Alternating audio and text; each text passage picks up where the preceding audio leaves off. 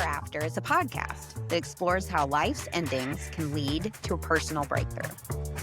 In September 2024, my dad passed away after a long illness, and the journey afterward was not what I expected. My experience got me wondering how other people thought about the endings in their lives, and so I decided, let's talk about it. My name is Heather McGee, and this is the Happily Never After, because sometimes the end is just the beginning.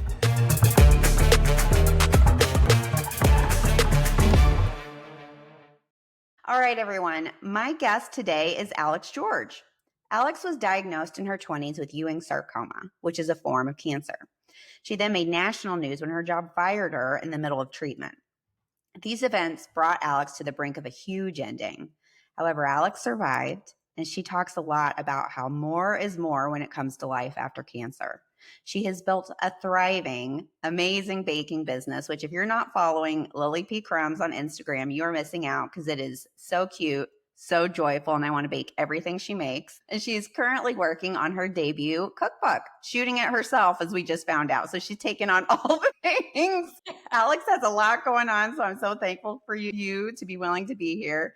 Alex has been through so much, but the first thing you notice when you meet her is she is so friendly. She has so much kindness, and her energy is just totally infectious. She says cancer gave her a chance at a whole new life. And Alex, I'm so glad to have you here. Heather, thank you so much. That was such a kind intro. Thank you. We're here to pump you up. Thank you. Thanks for having me. I'm just excited to be here and talk to you. And I think talking to you about the message of this podcast, it's really beautiful. And so I'm just honored to be one of the people that gets to share my story here. Yeah, your story is so powerful. Let's start back at the beginning. Can you tell a little bit of your story? What happened in your life back in 2018? Sure. I think when I talk about that time in my life, the most important piece is to paint the picture of where I was and what I was doing. So I was a fresh college grad. I graduated in 2017 from the University of Michigan. And I think at that time, I still look back in the early 20s and I think, oh my gosh, such a baby, such a baby. I can't even believe that I thought I had any knowledge of what my life would be like or where things would go. So at the time, I believed the best path to happiness and career fulfillment would be to move directly after school to go start a career as a local news journalist. So my aspirations were always go to this city and then this city, because that career makes you move around to climb the rungs of the ladder. And I remember finding a notebook a few years ago where I listed age 22, this market, age 24, this market, age 28. So I was like, every 2 years, when I get a new contract and I can go to a new place, I'll keep jumping up the ladder. And then I'll finally get to the place that I'll finally be happy. And I remember finding that a few years ago. And I thought, oh my God, if that girl had any idea what would happen, she would not have believed the sequence of events that were going to occur. But anyways, I digress a little bit there. I graduated. I took just a couple days after graduation and I moved directly to my first job in Chattanooga, Tennessee, where I was a news reporter. So I got there and I was at what's called an MMJ, which is a multimedia journalist, which means you set the camera up, you walk around to the front of the camera and you say, here I am live. And because you do everything yourself, that means, and you're trying to think, is the video right? Is the audio right? Am I in the right spot? Did I get my script right? Wait, what about? So you're trying to be a reporter, but you're also trying to do the 30 jobs of the videographer as well, but it saves money for the newscast. So that being my first news job jumping in, to say that I was ill prepared would be an understatement. I could not believe. I remember my second day on the job, and I'm going so tangential now, but it's okay. Well, it speaks to now I know why you in your cookbook you signed up to do everything. Now it's all making sense now. Okay, it's okay. No. So just to paint the picture of what life was like on this job for the first time. That's me as a reporter. But I thought that this was the key to a successful life, was to follow the script of what I was told makes you a good reporter and how you get to that spot you want to be in. So I was there. It was really hard. You're bottom of the ladder, which means those weekend morning shifts, the 4 a.m. shifts on a Saturday morning, Sunday morning. That was just me and me alone with the camera going live at a 5K that didn't start for another 7 hours. And that was life. And it was really hard. And it wasn't what I thought it would be. I think I wanted the thriving social connection of my college years where the best friends I've ever had or just, doors away. And all of a Yeah. sudden I moved to a place where I knew nobody. And the girlfriends that I made at the station all worked opposite shifts. So good luck seeing somebody who works the morning shift and you work the night shift when you're only overlapping for 2 hours. News life is so hard. I have a lot of, I was in entertainment television, but Yes. I had friends that came from news, and the way they talked about it was even harder than entertainment television, which we were already pulling all-nighters, but their stories from working in news were incredible. I don't know how anyone has any sort of life or makes any sort of friends in any way. It's so hard. It is, it's nonstop. And I don't know if you felt this way in entertainment just because I don't know the schedule, but the call-ins were you could always be called in. So I Yeah. would be I had a working at phone. Yeah. right? You would be working the 4 a.m. shift on Saturday morning, but you'd get a call at 2 a.m. and it would say, you got to come in. They just had this happen. And you just had no control over life or your schedule at all. And so that's the picture of where I was at. And to speak about what I thought I was going to do, there was some sort of thing in my contract that said after 1 year, you would be eligible to go to a different station owned by the same company. So I had a countdown on my phone. Heather, I had a countdown on my phone. You were ready to go It somewhere said the else. number of days on my home screen. Talk about not living in the moment. I was looking about every day. I was like, just this many more days, this many more days. And then I came, Gosh. and that wasn't even a guarantee to get out. That was the day I could start applying to get out. I was Yeah. like, I gotta do it. And so we were just trucking along best we could. And all of a sudden, and I say it's important that I was MMJing because it helps to know that I was carrying things. We had JVC wedding cameras, which I don't know if that will make you laugh because that Yeah. was the quality of No, I know what that is. camera we had. So, and they weren't super light, and you have a big, heavy tripod. And so you're moving a lot. And when I started to feel soreness, I think I thought it must be something I'm doing with my tripod and my camera, or maybe when I was in the gym or something.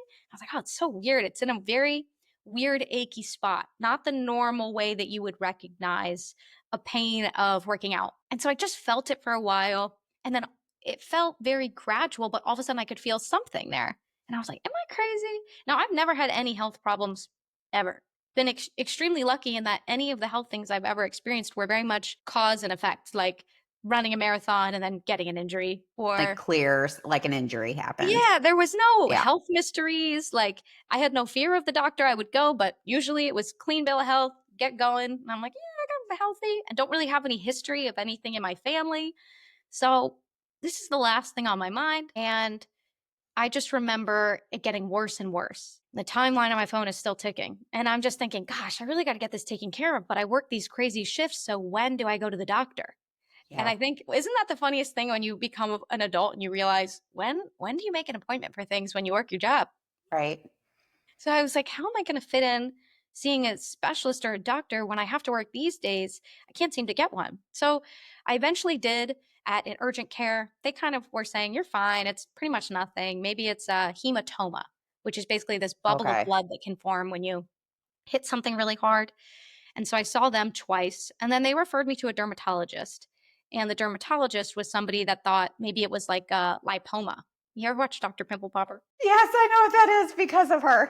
Yes, I was like, "Oh, ew." I was like, "Oh my god, am I gonna have some sort of is it gonna have hair and teeth?" I was like, "No, what the heck? You're telling me I have a giant like," and they were like, "You just need to go see her." So again, this is over the course of 3 to 4 months where I'm just trying to fit in an appointment wherever I can because I still gotta work.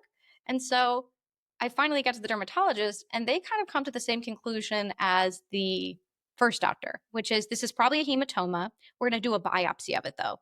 So when they do the biopsy, we now know that the error that was made was that it wasn't deep enough.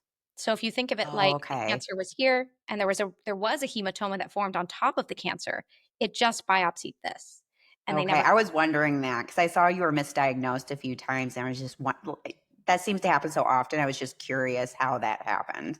and it's one of those situations where I don't put any blame on the medical teams that had that happen because I could see how it would happen. It makes sense. They're being presented, they see so many different things, and they're being presented with information that tells them it's one thing, and then it's confirmed. And in a young, healthy individual, this was so rare that it would never be the first thought. And so they ended up draining that and pulling all the blood out. So it kind of went down. And then time's going by, that year's getting closer.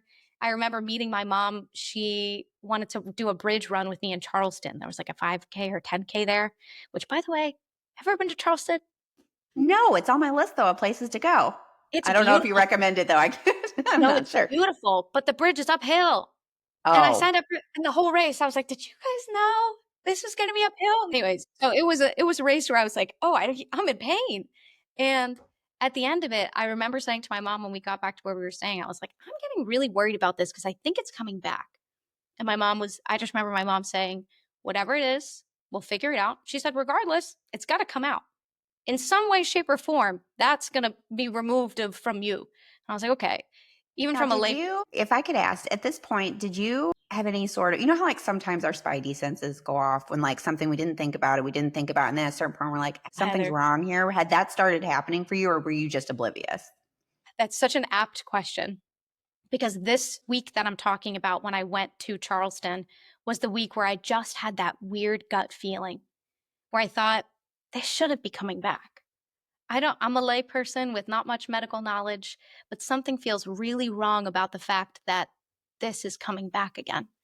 And I started to get that weird, woohoo spidey sense where you think something is really wrong. But I trust all the medical professionals in my life. And I'm thinking, but maybe we just haven't figured it out yet. And so after it came back, within about a month of me going to Charleston, I went back to that dermatologist. And I'm a bit of a jokey person. Sometimes I'm sure my therapist would say it's probably a mask of some sort in certain Yeah. situations. But when I Yeah. walked into that room with that dermatologist and she walked in, I was like, "Doc, guess who's back?" Her face went, You're like, oh, and we're not joking right now. no. And I was like, "Oh, that joke didn't hit at all." But then you could just see it on her face that immediate concern. She said, "Back." And I was like, "Yeah, I guess the hematoma came back." And she Yeah. comes and she kind of touches it a little bit. And she says, "I'm going to refer you downstairs to Dr. Cockram. He's our breast oncologist." And I was like, "Okay, but it's not in my breast." But and I'm hearing these things, but at that point, there's still a state of denial because she's saying oncologist, but the justification to me was insurance won't approve the MRI until we can say that the ultrasound didn't work, because that's how insurance goes. So she's saying, I can't get these tests approved unless I basically refer you here and they will be able to get the test approved. So I'm, again, 21, 22. I've never navigated the health system alone. Baby. So I'm a young baby adult. I've never done this. I'm in this hospital unit all by myself. And I'm thinking, okay, well, they just need to refer me there to get this scan. It's just that I think it's a survival mechanism of denial. Yeah. I know I'm going into an oncologist's office, but I'm just thinking they have to get the scan. And we go down to that office. And I remember just being so overwhelmed, being so out of my own element. I couldn't really understand how I got there, what the heck was going on. I just kept replaying her face of panic. And to see somebody's true panic like that. And, doctors are medical professionals that can hide things very well. So Yeah. I think maybe I was reading into it more than I needed to be. But I just remember thinking, something's really wrong now. And I got to Yeah. him and he said, they did the scan. He said, "To me, it doesn't look like a cancer." And I was like, "Were we worried it looked like a cancer?" And he goes, "But do you mind if I call your parents?" And I was like, "Call my parents? Why would you need to call my parents?" And he said, "If my 21-year-old daughter came in with something like this and had this journey, I would just want to be reassured that everything's okay." And I think that was the type of doctor he was. And so he Yeah. got on the phone with my mom and he was like, "Hi, I'm Dr. Cockram. I'm here with your daughter. Here's Mhm. the situation. Like, this is what we're thinking. We're going to do another biopsy. But this is the update." And even now, I think about that and I get a little choked up because what a step above what needed to be done in that situation just to make me feel safe. Ooh, I didn't expect to feel that. I'm tearing up a little bit too. I think that is like so meaningful when someone can see that something really serious is going on and they care about you. Yeah. And he saw a really scared young girl, a baby adult, if you will. And he thought, what can I do? And so I went home and I wasn't sure when the results of the biopsy would come back, but this time they did something that was called a core needle biopsy. So they went all the way in. And I went back to work. And I remember I got a note after that from the dermatologist that said, "Alex is not permitted to lift more than 5 pounds because they were just worried about the movement of where this bump was. And the place that I was at, Heather, they did not want an MMJ to not MMJ. There was not enough Right. photographers. So they were Right. like, well, we don't want to put you with a photographer. What if we buy you a cart? So I you was could just about to ask, did they buy you a cart? they bought me a cart. Now imagine all this life crisis going on and the job that you already don't want to be your own photographer. Please Yeah. give me a photographer. I got the cart.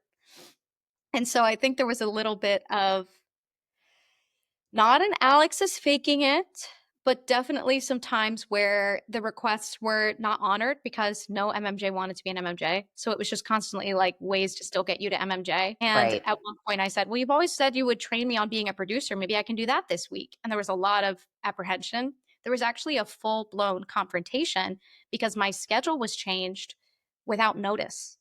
And one of my girlfriends from across the room said, just so you know, I just heard the assignment desk change you this weekend from this shift to this shift. And I said, no way, because that's when I got the appointment. No way. They can't do that. And I remember reaching out to my boss saying, not cool, not acceptable. And then the scheduler had said, it was just a temporary switch around. And I was like, well, I've already moved that appointment. Yeah. So I guess the And this switch is around very happened. an important appointment too. It's not like a hair appointment. Right. So you asked for, you needed an accommodation at work. Their accommodation was a cart. Things are starting to get a little uncomfortable at work. Yes. And clearly they were focusing on the wrong things instead of what you were going through, but you Yes. didn't know what it was yet, but you knew something was wrong. Yes, exactly. And so it was probably a week from that biopsy, maybe a little less time. And I was supposed to hear from them anytime. They called and they said, can you come in tomorrow at 4? And now I have the knowledge I didn't have then. And I feel like your face already says it. Well, You you know, know what these things, like now that we're older, we know what these things mean, but baby adults don't, but now we no, do. I didn't know if they call you when the office is about to close, that's really bad news, that they're, trying to make sure nobody else in the office is around. I was like, that's actually going to work better because I'll be coming off a certain shift. Sure, I'll come in at 4. And so they let me do a producer training that day. So I was in the station. And it was one of those days where the universe is doing something because those same girlfriends I said we could never get on the same schedule to hang out, because I got to be producer training, we made plans that night. And in where I was in Tennessee, there weren't too many places that we were like, we could go out to eat. I was like, we got to go to Chili's. Heck yeah, we're all going to Chili's. I'll meet you guys there. I just have this I used to appointment work at and Chili. I'll meet you there. And I was so excited to hang with these girlfriends because I never get to see them. And so I went over to the doctor's office for the appointment. And when I came in and the parking lot was empty, that's when I hit. And I was like, oh, the parking lot's empty. Not very busy. And then I was sitting in the waiting room and I realized I'm the only one in this waiting room. And I'm in an oncology office and it just hit. And I started sobbing in the waiting room. And the receptionist behind the desk came and she sat with me and gave me a box of tissues. And I remember her saying, I don't even know what's going on. Just because I'm here, doesn't mean there's something bad.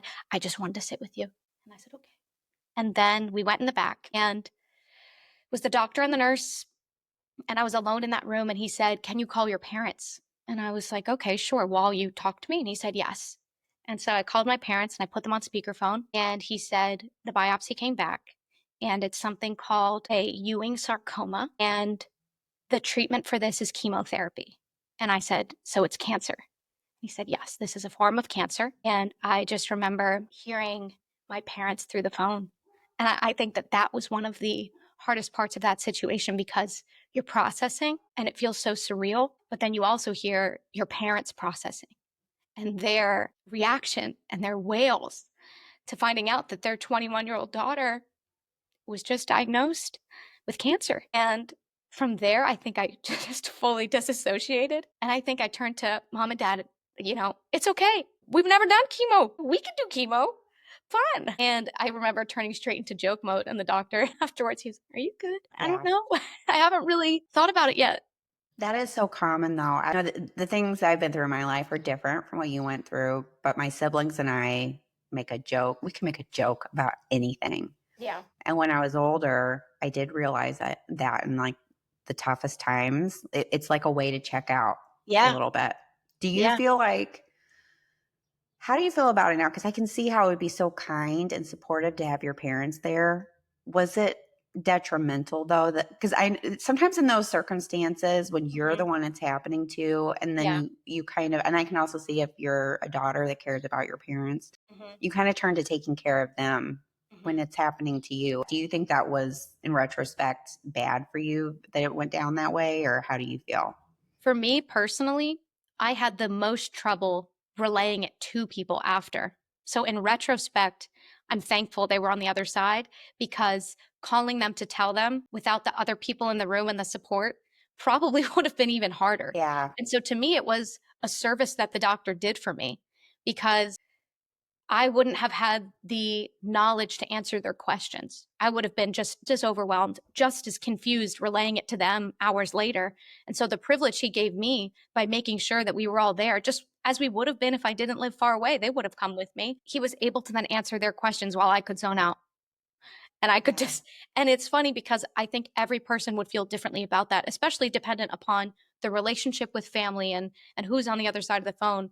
With my family and with my life, I was happy because, my parents are pretty badass. Like they clicked into, they were sad, they were upset. And then my mom clicked into what I will only call like superhero mom mode. She said, "What's next?" Okay. "What's next?" Okay. And within 3 hours, she was on a plane. She drove right to the airport. And what I didn't know is that, I'm going to collect myself, she had her own spidey sense the whole time. And because she's such a good mom, she never let me know that. And the whole time I kept thinking, like, my mom just doesn't get it. This is really concerning. And what I didn't know is that she was protecting me from her fears. So our close family friends who work in medicine, she kind of looped them in and she said, "This is what's going on with Alex. What do you think?" And they just told her she needs an appointment at 4. And this is my best friend's mom. And they said, "Just be ready. Just be ready for what you hear, ready to go. We'll be on standby. We don't know what's happening. Could be nothing, could be something." And when I say they were on standby, they were quite literally waiting for my mom to call, and they drove her to the airport. So as soon as that call came in and my mom hung up the phone, she called them. They got her to the Philadelphia airport, and she was at me within 6 hours. And so That's that night awesome. she flew in at 3 o'clock in the morning just to be there with me. And so I'm thankful that the doctor did that, because I think sometimes it's so hard to ask for help or to know what kind of help you needed. And in that situation, the characters around me, they provided it for me when I couldn't think and when I was like just fully disassociating. Yeah. All of these other players just made it work. And after that, there's so many insane stories along the way of when this happened, of people exhibiting such goodness and such humanity that I still think back and I'm like, how lucky am I that these people extended such grace to me? So the nurse afterwards, and I won't name her because I think she could get in trouble for this. Since I drove myself to the hospital and I was all alone in that room, she drove me home. She said, "I'll drive your car."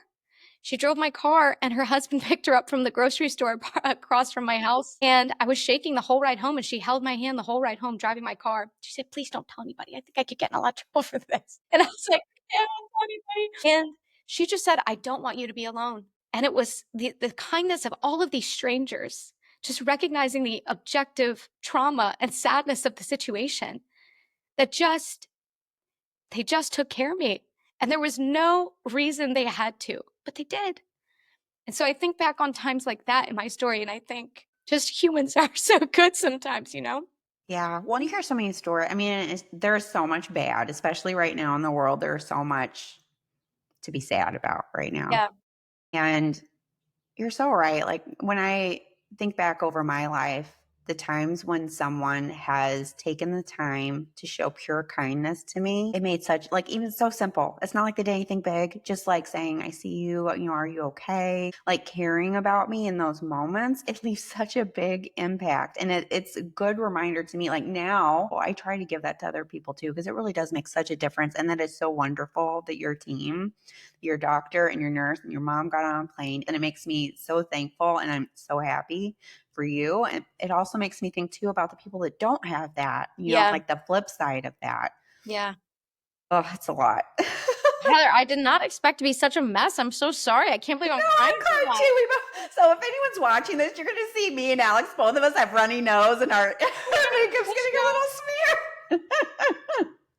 And expect to feel all those emotions come up talking about this. So I'm hoping I can pull myself together a little bit more as we No, all good. Well, continue yeah. on. Well, why don't we go to something that I think is also on topic? We kind of hit it a little bit earlier.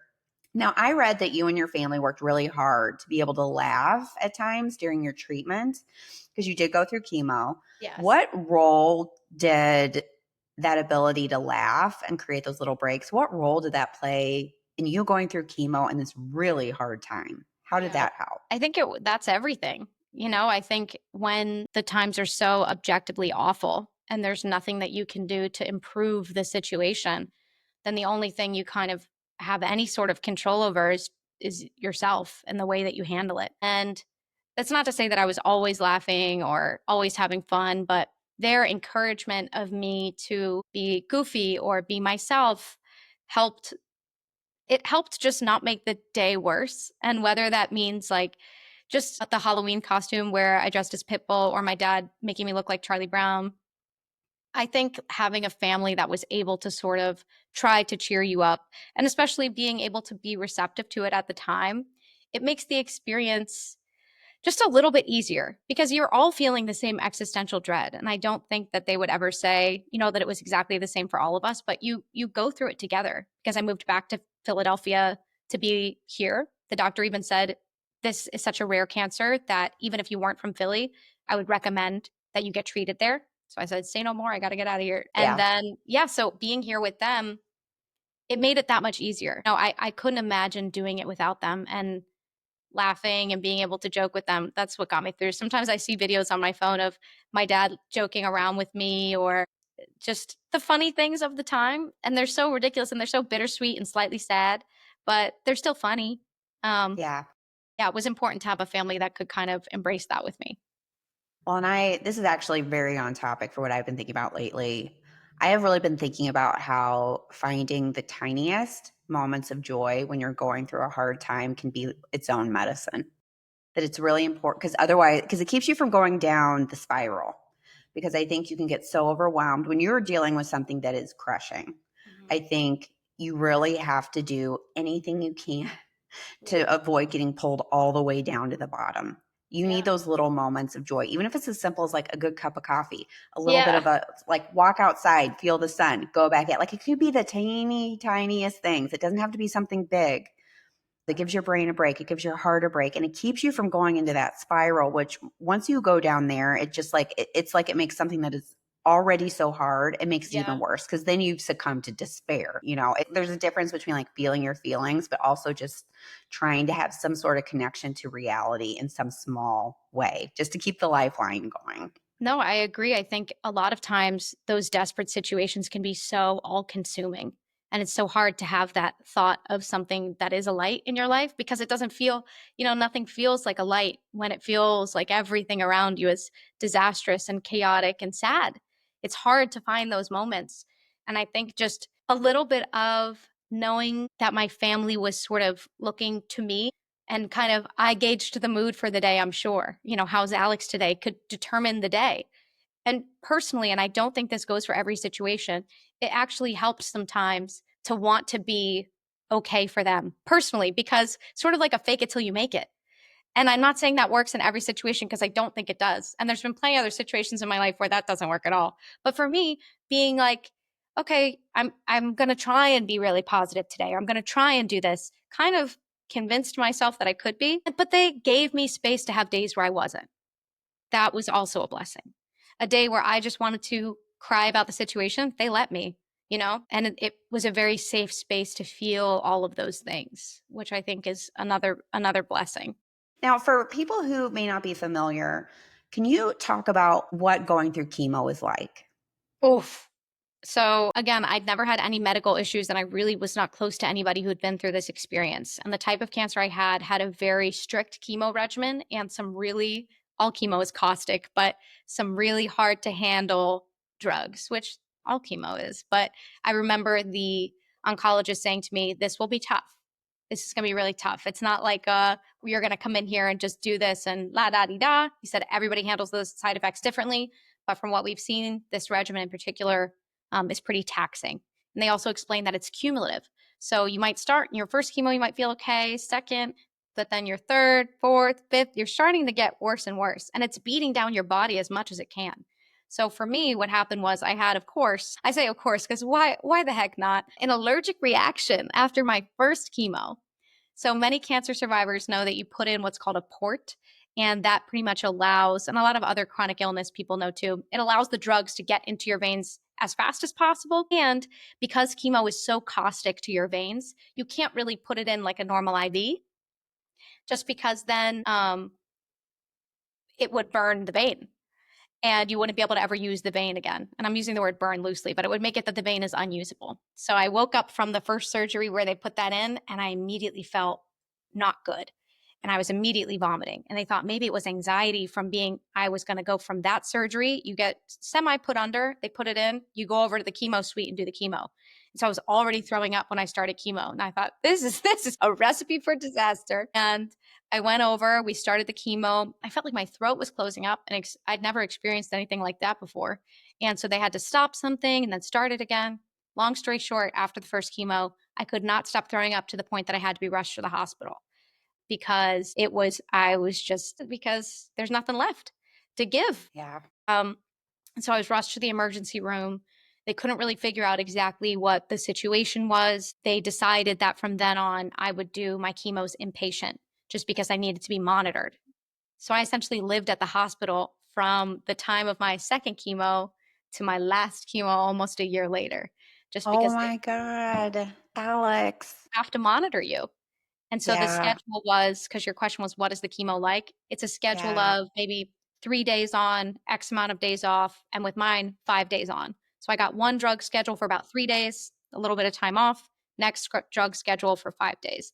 And the changes there are what the drug is. So these two drugs go on this day, these three on that day. I had 5 total. And the time in between is supposed to let your body kind of recuperate enough, and this is very simplified, that they can beat you down again. So they need your Yeah. white blood cells to come back up so that way they can give you more drugs. Now, of course, me personally, my body didn't want to bring those white blood cells up that fast because the beating was too tough.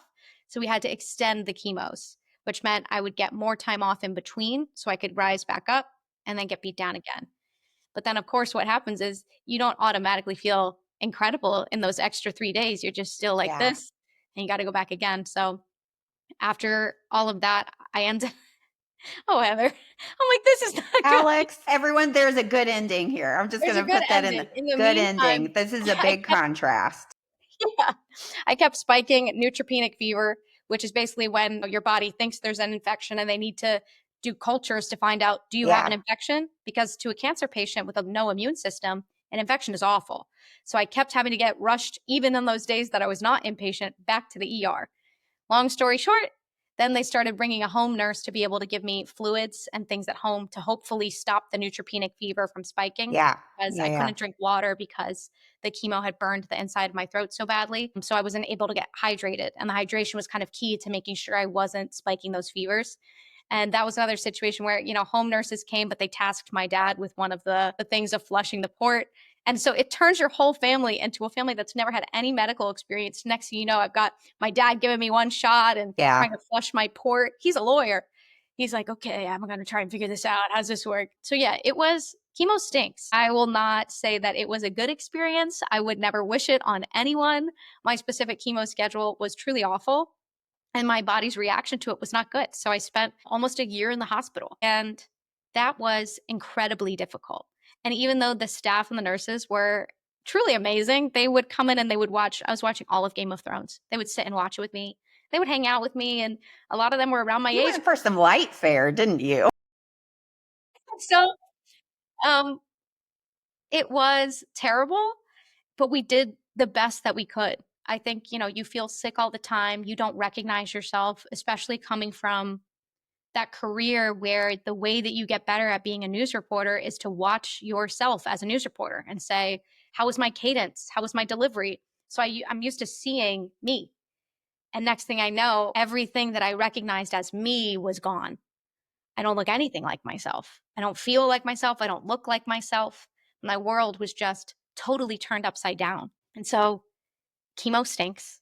I won't pretend like it doesn't. I think the best way that I got through it was truly just getting through it. My mom would always say, one day at a time.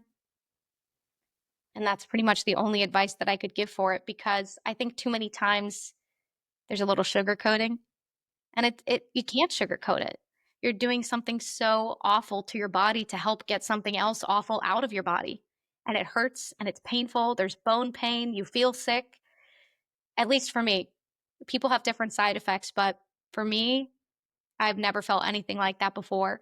They ended up having to try an experimental anti-nausea drug on me just to get me to stop vomiting. Yeah. So in summary, I'd say chemo, 0 out of 10. Do not. I hope I never have to experience it again. We got through it the last time, but yes, terrible. Don't recommend. Well, and while you're going through all of this, on top of it, and you made national news for it, you were fired. Yeah.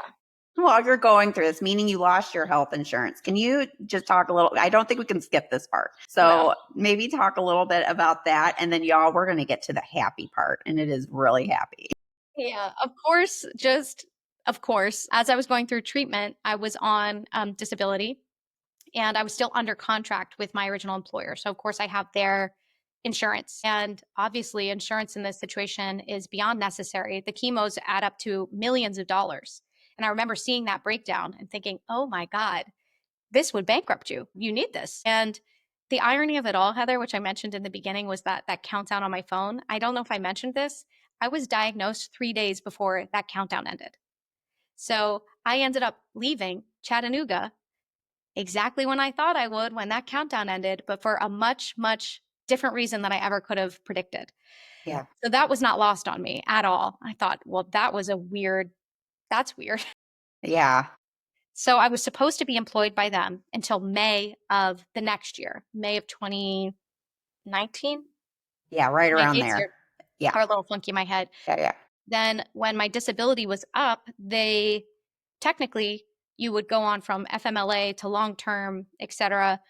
They scheduled a phone call. And I remember my dad saying, they're going to fire you. And I thought, why would they fire me? Obviously, I can't be there reporting for the job, but I have a Yeah. contract. And they would just never do that. And when I announced on air that I would be gone, the amount of support that the station gave, that everyone around me gave, I just thought they would never do that. Why would they do that? Yeah. I was like, that's no. You're And fighting we for got your on the life. phone. And like, there's no, yeah. Like, why would they do that? Right. I just was like, there's just simply no way. And we got on the phone, and it was the HR manager from the station, and it was corporate, and it was the news director. And it was basically like, Alex, we are no longer, and I hope I get the verbiage right, we are no longer legally obligated to employ you. And as such, we will be terminating your employment. And that does include, I believe we asked to follow up, does that include health insurance? And they said, yes, that includes health insurance. So your coverage will be ending effective immediately with your employment. So it will probably extend to, I think it was to Friday. And I said, but I've got chemo on Monday. And she said, well, you can figure out how to COBRA your insurance, and that should hopefully help. And I just remember thinking, at first I thought, this is, and I've said this before, this is a death sentence. To take away insurance and the life-saving capabilities of medicine and make them so incredibly unaffordable, it would have buried me. And my parents immediately helped me get onto COBRA. COBRA was several $100s a month. And the payment from disability doesn't even cover COBRA. So if I had not been lucky enough to have a family that could house me and support me, that made it an unaffordable treatment plan. You would not have been able to afford that COBRA plan, and rent, food, water, even the medications that aren't covered out of pocket, Yeah. because there are many. In a special mouthwash that numbs your throat so I could finally get water down, not covered by insurance. The shot that they would give me to bring my white cells back, only partially covered. And so disability payment itself after my firing would not have covered those things, let alone rent, let alone Yeah. groceries.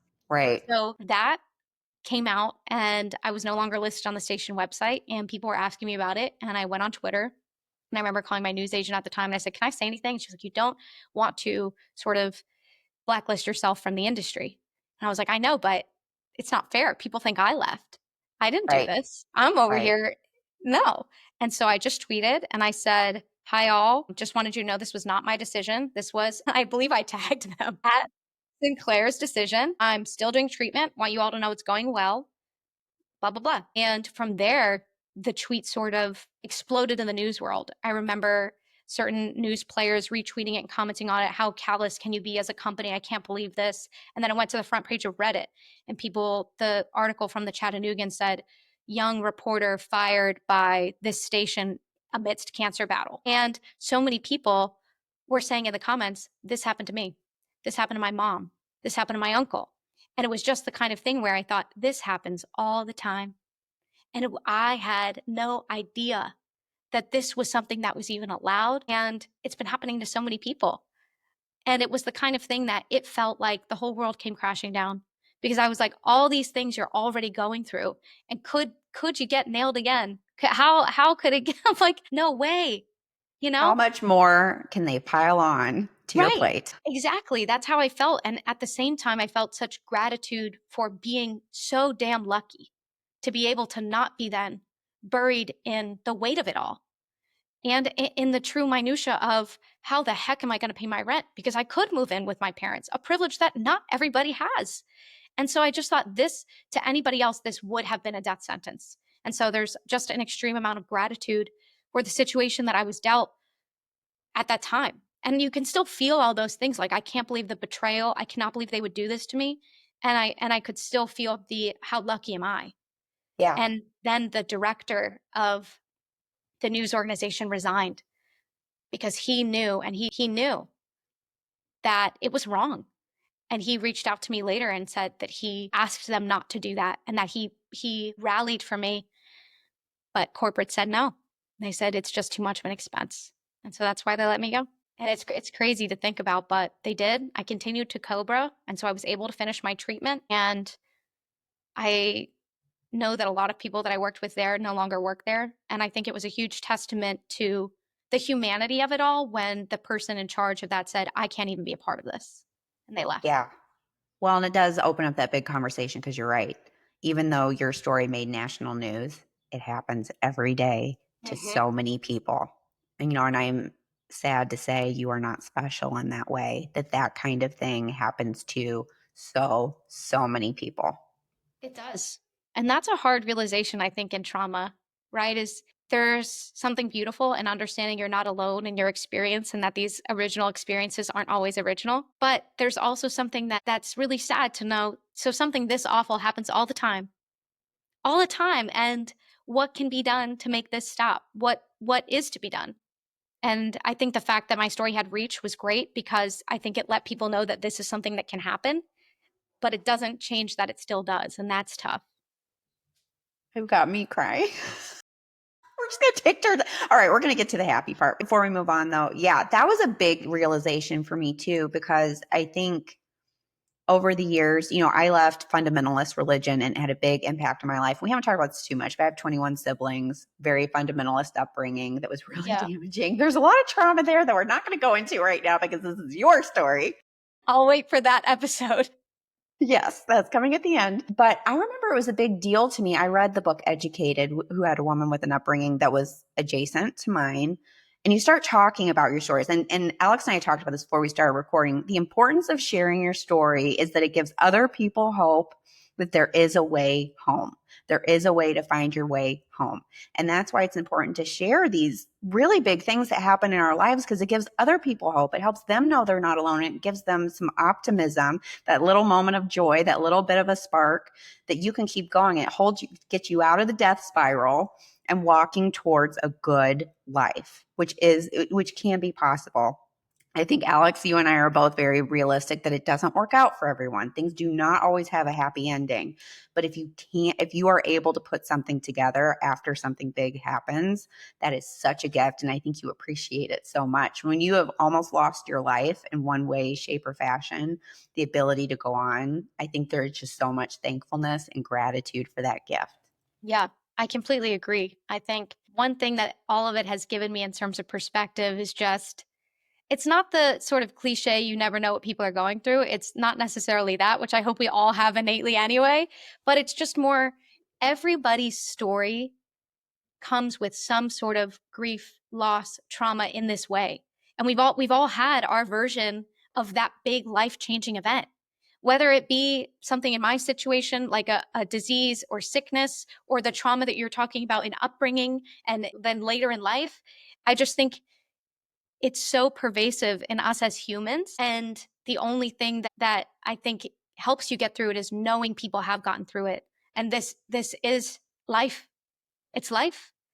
And I think those are the hopeful moments, like you said, when I looked at people who survived it and I thought, look at them. They did it. I read books by people who had the exact same kind of cancer that I did, or people on their cancer journeys, and things were so mirrored. I was like, oh man, this isn't an original experience, but also look what they went to do. Look at their life after. And by the point that I was at my journey, that I finally realized, oh my God, I'm gonna get to live a life after. That's when I started looking forward. In the beginning, like you said, when it's messy, you know, I had trouble looking forward because I said, that's not guaranteed. I don't want to fantasize about life after and how good it's going to be if I don't know if I'm going to live. And so Yeah. I think, like you said, it's not all sunshine and roses. All those days where I thought, am I going to live? I don't know. Is 21 it for me? 22? That stinks.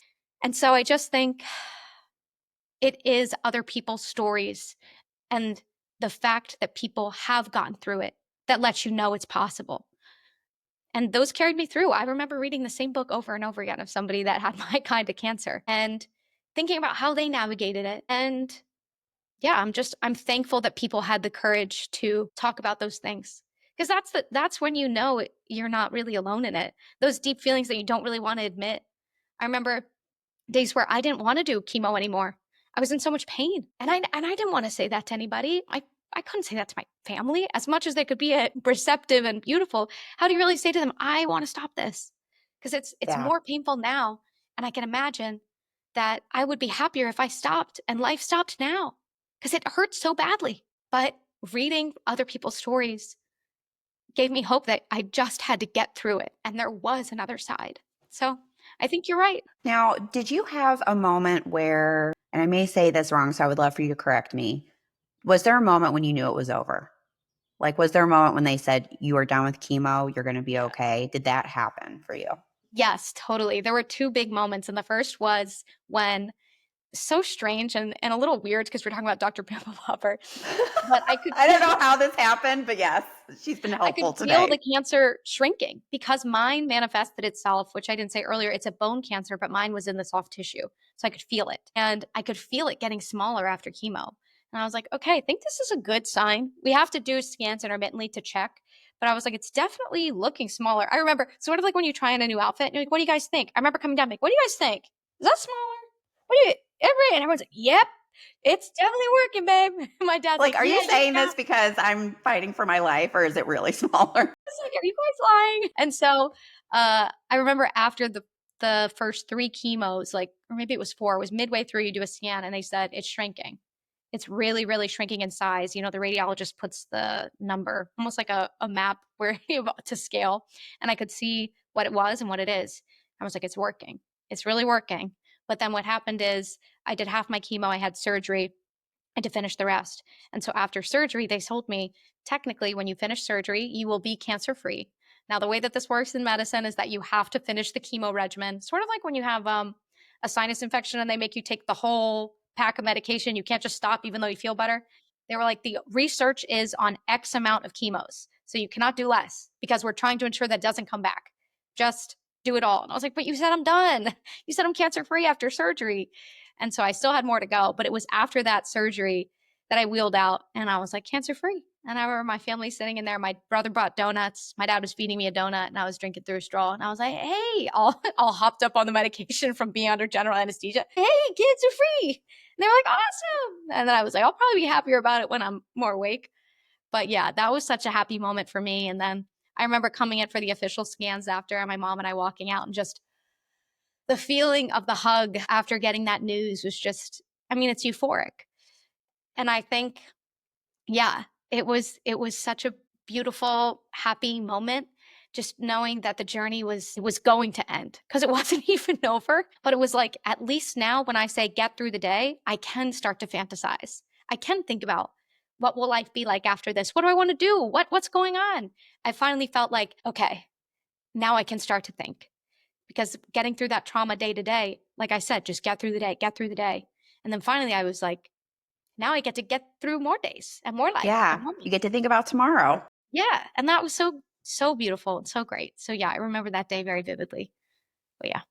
Now, your life now, you started a small business about baking, and it is, well, I love your Instagram account. Now, you're baking as an adult, started when Yes. you were undergoing chemo. What Mhm. pushed you to turn it into a business? Hmm.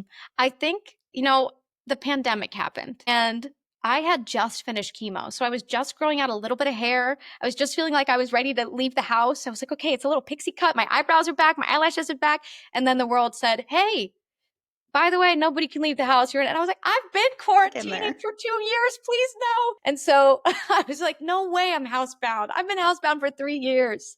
And when that was happening, I had just secured a job freelancing for a TV station in Philadelphia. So they were like, well, actually, you're an essential worker. So you are going to be out and about, but interviewing people with a 6 foot pole. So like, what a weird time in my life. But it wasn't enough shifts to be full time. It was the kind of thing I took on because I thought, I'm just trying to get back to working.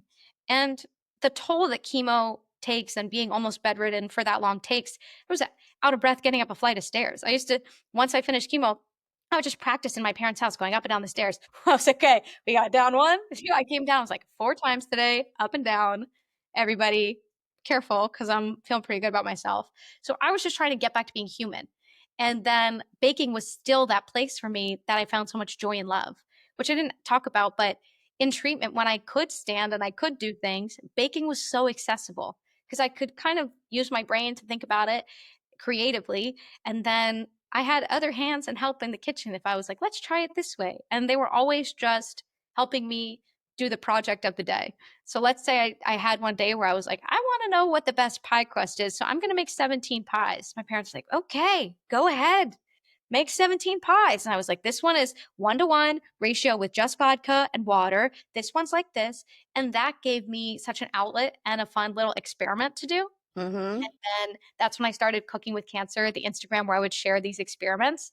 And so that's always been a part of me. I baked since I was a kid, but then it gave me more time. I was like, all I do is I get sick, I I go to the hospital and I bake. It's just a cycle.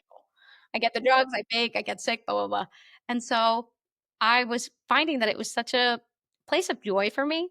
And I used to sell when I was really, really little, but it was a nonprofit because Philadelphia shelters don't let you give food directly most of the time because of allergies. Understandable. Hmm. I would Yeah. sell to people and then take the profits and go to some of the shelters in Philly. So I'd never just sold for the sake of actually having a business model. And I still wasn't good at that. But I was like, why not? Let's just see if people want to buy cookies because I'm sharing them and maybe it could be fun. And then I started working. There was a local ice cream place that was looking for somebody to be their in house baker. And I was like, well, I'm freelancing, but only 1 or 2 days a week. So I can try this. So I started baking more and then I started doing cookie drops, and people around the city would buy my cookies. And I was just getting so much joy from it. You have to pull all nighters, like in a home kitchen. When you're baking for that scale, I was like, this actually, it's a lot of work, but it was fun. And then it turned from a business in person into an online business just by making one video and taking a chance. But before that, I remember saying to one of my girlfriends that I was borderline jealous of people who got to bake online. I was like, how fun is that? There's all these people that love what they're baking and like want to bake it too, and they built such a community. And I was like, I guess that'd probably be like my dream job. And I remember one of my girlfriends, who's my best friend to this day, was like, then you should make a video. I was like, Yeah. "No, I can't make a video. I don't that's so weird, and I don't want anybody to think I'm." And she was like, "That's the silliest thing you've ever said." And so I was like, "Okay, maybe I'll just mess around with it." And I think like anybody into a new hobby, you make a random video and you're like, "I don't know, we'll see." And then I just thought, what if I try a little harder and see what happens? And there's no part of me that ever imagined a world in which it worked, but it was just the kind of thing that I thought, this would bring me joy, and I know that it would bring me joy because I had the conscious thought, that would be fun. And in life, I think so many times we're just inhibited by, this has to be my path because of all of these external factors. I have to use my degree. I have to make a certain amount of money. I have to follow the path of what's expected to me. And I think it was just something that I thought after treatment that I didn't want to do stuff just because I had to anymore. I think looking back at that list I found where I wrote, you're going to be at this market at this age and this market at this age, I thought about that. And I was like, I'm in the market I want it to be at. But Yeah. because I'm a freelancer who just finished cancer treatment and it's a wonderful opportunity, but I don't want to be a news reporter anymore. And it's not going to bring me the joy that I get when I bake. And I just was really thinking, what do I want life to be like now? Because I get a whole redo on all of these things. And so I made a video and I didn't think that it would turn into my career completely. There's always that little hope in you. And the video started to do well. And then I started the mission to make every chocolate chip cookie on the internet and it started I going saw really that. well. And I was like, okay, it's kind of going really well. And I was still freelancing and it was just something that brought me a lot of joy, like true, oh my God, this is so fun. And so I kept doing it and kept doing it. And other things in my life were changing, but that was the constant. So then I stopped freelancing and I ended up getting a master's degree in digital media. And I was like, I want to learn how this works on a bigger scale. And, how do I make this something bigger? And then after that, I just kept baking and kept baking. And then I decided I was going to go as all in as I could and built the blog and built more. And then soon after that, I got the opportunity for a cookbook, which is it's so That's crazy to think amazing. because thank you. I just, it is such a pipe dream to the point that I can't even believe it's really happening. And even in this conversation, in the stress of it all, I'm so happy we're talking because I'm like, yeah, it's just, it's just so freaking cool. Yeah. And to be honest, like we were saying earlier, if all of the worst parts of my life had never happened, none of the best parts would have. They wouldn't have. I would have kept on being a news reporter in the same on the same path that I was on, and I probably would not have followed my truest passion because I didn't realize sort of the brevity of life and how precious and sacred it is and how important it is to just do what makes you happy. And so yeah, I would say in that way I'm not thankful. I would never be like thank Yeah. goodness it happened, but I'm thankful for the person it allowed me to become and the life that it's allowed me to live, I guess. So Well, yeah. and I want to share too with our listeners. There's a quote that you shared Mhm. related to this that I thought was really powerful. You said, I'll never say I'm thankful for cancer, but it did open my eyes to how damn short life is and how little time you have to do exactly what you want to be doing. I'd rather be living this life than the life I was probably going to choose before my diagnosis. Going off of that, what would you say is one of the biggest lessons you have after walking through cancer? I think it's so cliche, but sort of you just never know what's coming next. So stop putting off the life you want to live. I think we always tell ourselves if we achieve a certain level, then we can maybe try that passion project, or maybe that's just a side hobby, or I don't really know if I could live a life in that field or in this way. And I think I'm going to echo exactly what I said before, which is because life is so short, you don't really have the time to waste. And I do feel the duality of life is both short and long, and you can reinvent yourself at any point in time and try new things. I feel that. I know both of those things can be true. It's both so short and so long. But I just think that putting off the things that you feel in your heart will really bring you joy is what we have to stop doing. Because if you have that feeling that you'd like to do it, then I think you should try it. And it might not look exactly how you thought it was going to look. It might not be that you start something you thought would bring you joy and it looks exactly the way it did, that it's in the exact city it's in and it's built the way you wanted it to look. But a step towards something that brings you happiness is a step worth taking. And I just think that those baby steps are everything. They get you just a little closer because you never know where they will lead. I did not know what making one video would lead to, and the next video, and the next video, or saying yes to an email about potentially writing a cookbook, and then all of a sudden it's really happening. But none of these things would have happened if I didn't start selling a cookie after treatment, and I didn't say yes to working at a ice cream shop, and I didn't say yes to offering my cookies to people for free in line while they waited for said ice cream so people could get my name out there, and sharing with other people the truth of the situation, which is I bake all the time and I don't even know what a good cookie recipe is. I'm trying to find one. And I think being true to things you want, being true to yourself, I just think that's where the joy came from in my life. And when I think of life before, that's what I was missing because I didn't really want to be hopping all around the country as a news reporter.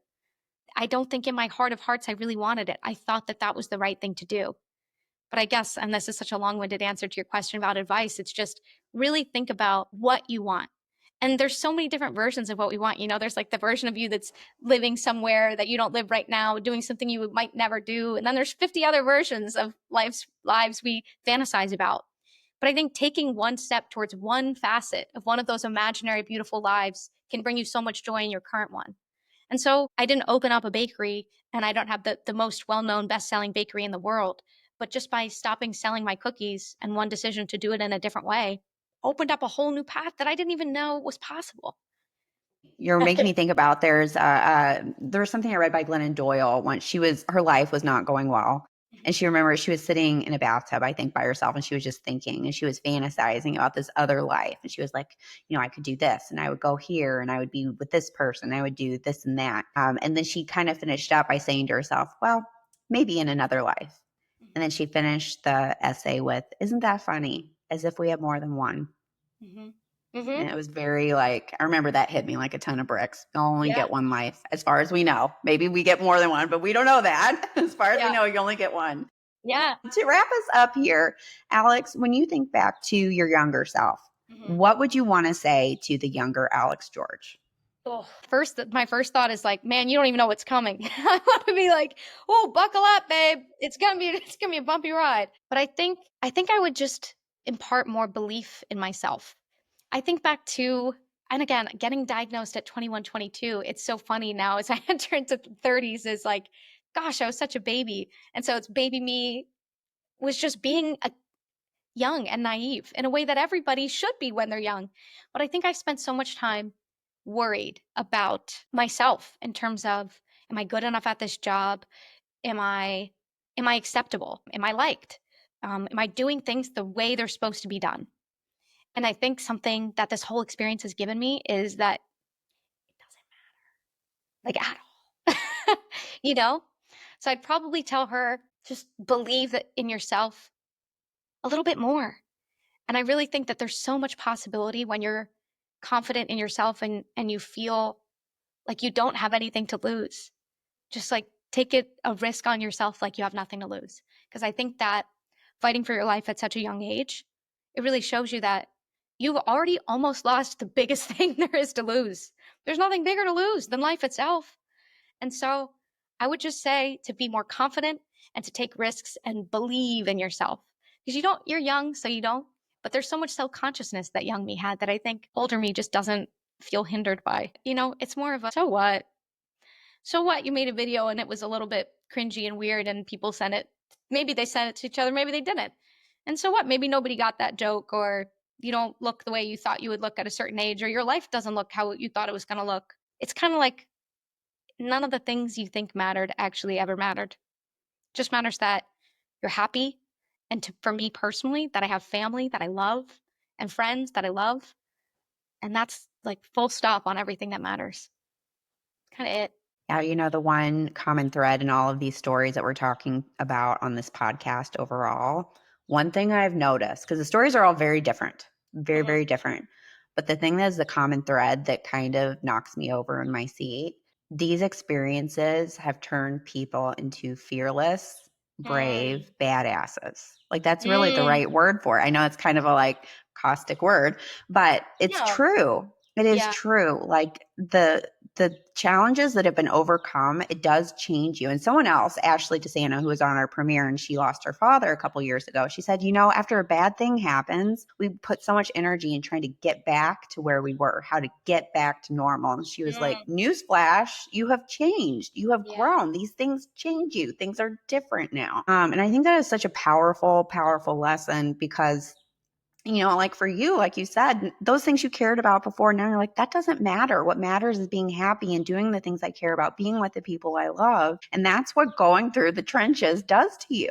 And it's Yes. just like, it's been so impressed on me, the badassery of the people that have been on this podcast sharing their stories. And it's overwhelming in a good way.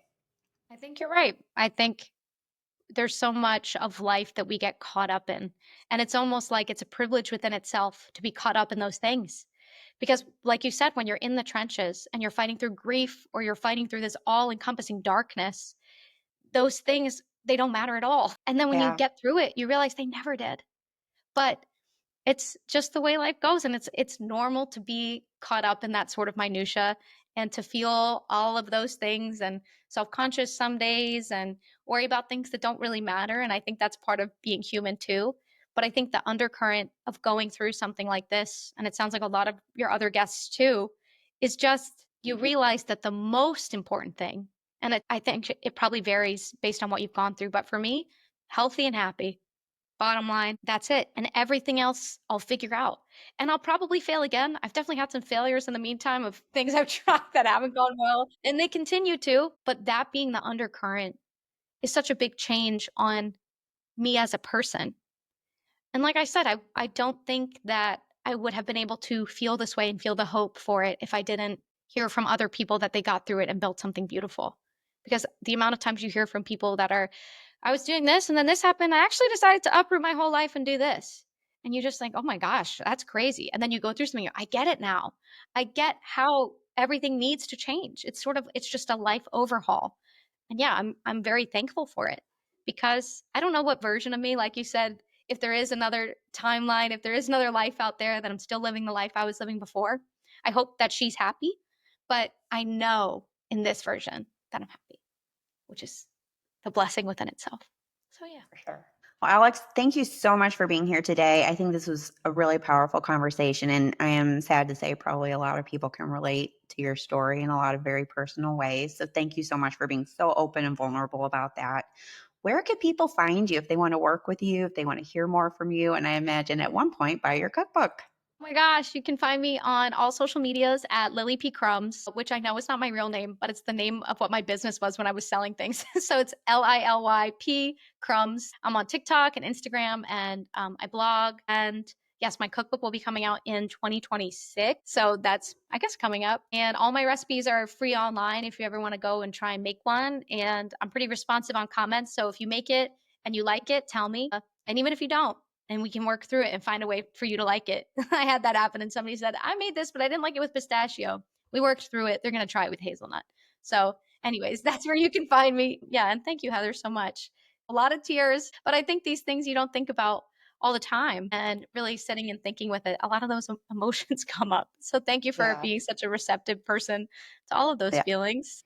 And when there is a happy ending, which is always, it doesn't always go that way, but today there is. I'm going to link all of the information that Alex just talked about. So you don't have to scribble this down. I'll also put it in the show notes so you can directly link to it and find her. Next week, we're going to be talking to Clotilde Ewing, who's going to talk about how endings show up in our careers. Chloe created a non-linear career path for herself, working as an Oprah producer, then for the 2012 Obama campaign, and then now in community nonprofits. Finally, she has carved a new path for herself as a children's book author after reading a very particular New York Times piece. She has quite the story. I can't wait for you to hear it. I'm leaving on a cliffhanger, so you have to listen next week to find out how all this fits together. And if you like today's show, you can support us by leaving a like, rating, comment, wherever you're listening to this podcast, and subscribe so you don't miss a moment. Thank you for listening today, especially for all of you that are on your own journey right now. We hope you have a great week.